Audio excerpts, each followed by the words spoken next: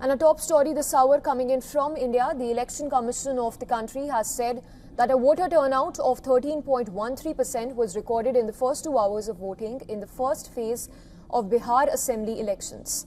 121 out of 243 constituencies are going to polls today. Over 3.75 crore are voting in the phase to decide the electoral fate of 1,314 candidates. Jan Suraj has fielded 109 candidates in this phase. With National Democratic Alliance, Janata Dal United, JDU is contesting 57 seats, followed by Bharatiya Janata Party, BJP on 48 and Lok Janshakti Party, LJP on 14. Among the Mahagathbandhan constituents, Rashtriya Janata Dal is contesting 73 seats in the first phase, followed by 24 from Congress and 14 from CPIML. There will be friendly fight on a few seats among Mahagathbandhan constituencies. Now, several top guns are in fray in the first phase. Tejasvi Yadav, who is Mahagathbandhan's chief ministerial candidate, is contesting from Raghupur. He has held the seat since 2015 and faces a tough challenge from BJP's Satish Kumar Yadav, who lost in 2020 Assembly Elections. Tejasvi's estranged elder brother, Tej Pratap Yadav, who floated a new party, Jan Shakti Janata Dal, is in the fray from the Mahua constituency.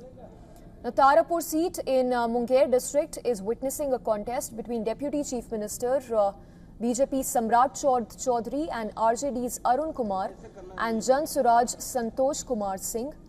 The seat was won by the JDU candidates in the 2010 and 2015 polls. Deputy Chief Minister Vijay Kumar Sinha is contesting from Lakhisarai seat and facing Congress Amresh Kumar and Jan Suraj Suraj Kumar in the contest. Polling will conclude at 6 p.m. However, due to security considerations, polling time has now been curtailed to 5 p.m. in some constituencies. In fact, the second phase will be held on 11th of November and the results will be announced on 14th of November. And let's go across to my colleague Shivan, who's joining us on the broadcast from the newsroom. Shivan, of course, a high-stakes battle which is underway. If you can run us through the key constituencies to watch out for and also the candidates who are in fray in phase 1 of the polls. Thanks, Samiksha. Of course, it's Bihar. It's always going to have a lot of action and a lot to talk about. The voter turnout so far has been 13.13%, as you mentioned. The highest in the districts has been from Saharsa, where there was 15.27%. Now, as far as the turnout is concerned, of course, phase 1 is today. Phase 2 is going to happen on the 11th of November. Next phase, that is 11th and the 14th, will have the results. Polling started at 7 a.m., concluded at 6 p.m. Some constituencies, it will end at 5 p.m. for security purposes. Now, the Mahagathbandhan, which had secured 63 of these seats in the 2020 elections, these are, I'm talking about the seats which are going to be being contested today. That's why it's a very crucial phase for the Mahagathbandhan. The BJP and the Janata Dal United together had 155 of these seats in 2020. Now, talking about the number of voters, there is it's almost a half and half divide between men and women as far as the voter turnout is concerned. 7.42 crore total voters are there in Bihar. 47% of them are women, and that you'll find in the party manifestos as well. There are 3.75 crore voters who are going to be voting today, as you had mentioned as well. Now, it's a crucial triangular contest. Just to break it down for anybody who's just tuning in Bihar, it's essentially a triangular contest between the Bharatiya Janata Party and Janata Dal United led NDA, that's the NDA alliance, and then the Rashtriya Janata Dal and Indian National Congress led Mahagathbandhan, or the Grand Alliance. And then on the third corner of the triangle, you have Prashant Kishore's Jan Suraj Party, which is making its electoral debut. Yes, stay with us, Shivan. Just a quick follow-up question, and of course, remains to be seen whether Jan Suraj emerges as a kingmaker or not. Also, if you can run us through the manifestos of the NDA and the Mahagathbandhan. Samiksha, just before we come to the manifestos, some of the key battles to watch out for, I'll quickly go over them and then come to the manifestos. Raghunathpur constituency. Now, this is one which is getting a lot of eyeballs. It's going to polls and this is in the first phase, that is today, and it's going to be keenly watched because of Osama Shahab, who's the 31-year-old son of deceased gangster politician Muhammad Shahabuddin. And the other seat which is in focus will be Mokama. Mokama has been making headlines all through, several days leading up to this phase 1. It has had a bloody history of crime and politics, even in the past, and same we've seen this time around as well.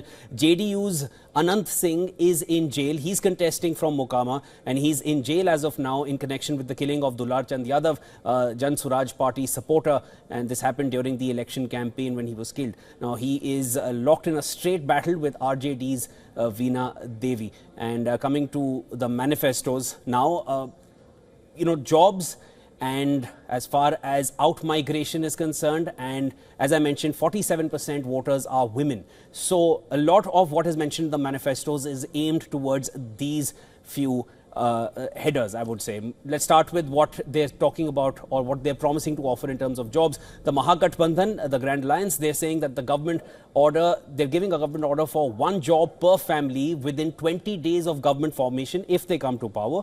And the job process will begin within 20 months of government formation. And they've also promised skill-based jobs in IT parks, special economic zones, industries based in dairy and agriculture, healthcare, farming. And as far as NDA is concerned, this is what they're offering. They're saying they promise 1 crore jobs and a skill census leading to the creation of skill centers in every district of Bihar.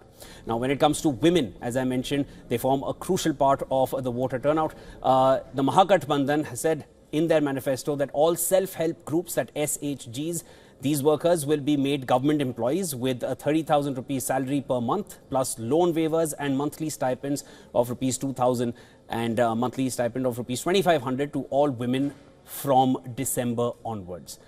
NDA has promised to create 1 crore Lakhpati Didis with financial aid up to rupees 2 lakhs. Big promises, of course, as they are.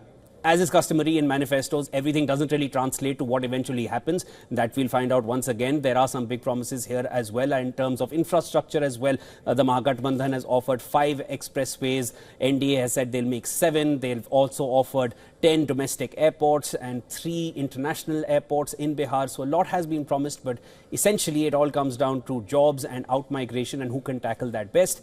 Jan Suraj Party, they have in fact even vowed to bring alcohol back to Bihar or make it legal to buy alcohol in Bihar. But the key issues still remain jobs and out-migration. We are going to be tracking this closely. Back to you, Samiksha. Shivan, thank you for all those details. Of course, a voter turnout of a little over 13% for now, and voting to take place until 5 p.m. today.